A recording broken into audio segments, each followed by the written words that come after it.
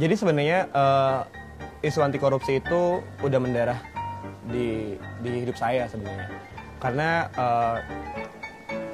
kakek saya itu dirijen di salah satu kementerian di Indonesia dulu.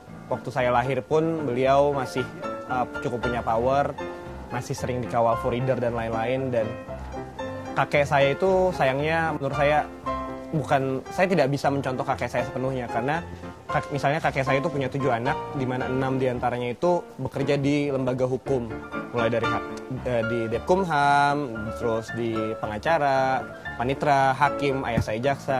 Dan masalah yang terbesar adalah, termasuk ayah saya jaksa, ternyata ada banyak hal, mulai dari bagaimana mereka masuk. Saya tahu betul bahwa beberapa di antara mereka masuk dengan jalur nepotisme.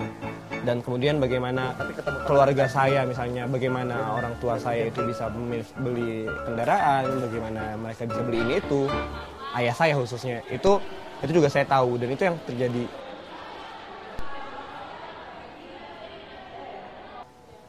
Ada sebuah, ini pendapat pribadi saya, bukan untuk general. Saya sangat percaya bahwa anak haram yang sebenarnya adalah bukan anak haram yang lahir di luar nikah, tapi anak haram yang hidupnya dia dengan sadar tahu bahwa uang orang tuanya itu haram, tapi dia tetap menggunakan uang haram itu. Dan kalau ditanya kenapa saya join Speak, menurut saya begini, kalau kita mau bikin aktivitas anti korupsi, perilaku anti korupsi, mulai dari diri sendiri aja. Dan saya ingin melakukan sesuatu untuk memperbaiki yang dilakukan oleh ayah saya. Jujurnya, papa aku sekarang lagi terlibat kasus. Jadi dia lagi di mahkamah kehormatan jaksa, karena dia memainkan kasus. Tapi nggak ada yang salah dengan itu, ya hidup dia, hidup saya gitu. Terus kalau orang bilang, ya anaknya jaksa maksud, terus salah gue, salah temen gue, kan nggak bisa milih bokap gue siapa gitu. Pakai biaya siapa? Gaji kan clean ya, nggak ada yang salah dengan gaji loh. Gaji aman kok. Dan sebenarnya masuk film kayak gini nih beresiko banget. Tapi nggak apa-apa.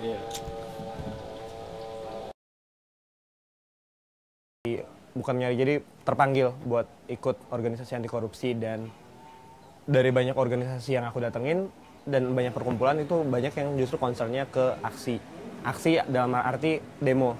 Dan aku bukan tipikal orang yang, bukan anti demo sih, aku juga ikut demo, cuma kayak kalau demonya terlalu sering itu juga ternyata nggak efektif. Dimana sekarang ini kan udah eranya berubah, era media, era digital, dan tiba-tiba ada Speak yang dia basisnya justru di sosial media, di Twitter, di Facebook, dan di website.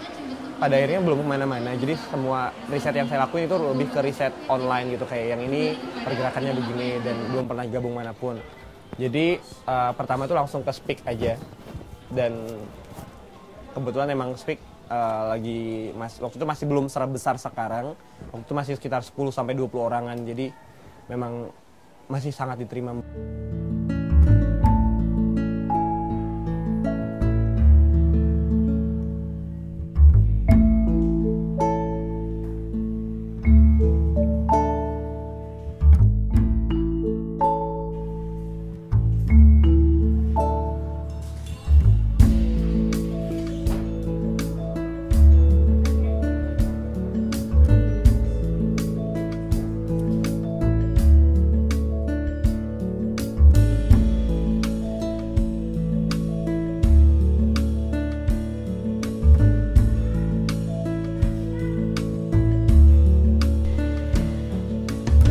Kehilangan kekayaan keluarga gue gara-gara ini. Serius. Jadi kalau misalnya dulu tuh sempat dijanjiin mobil sama kakek, sama om, kalau misalnya saya nyaman. Tapi saya nggak mau. Nggak nyaman sama mereka.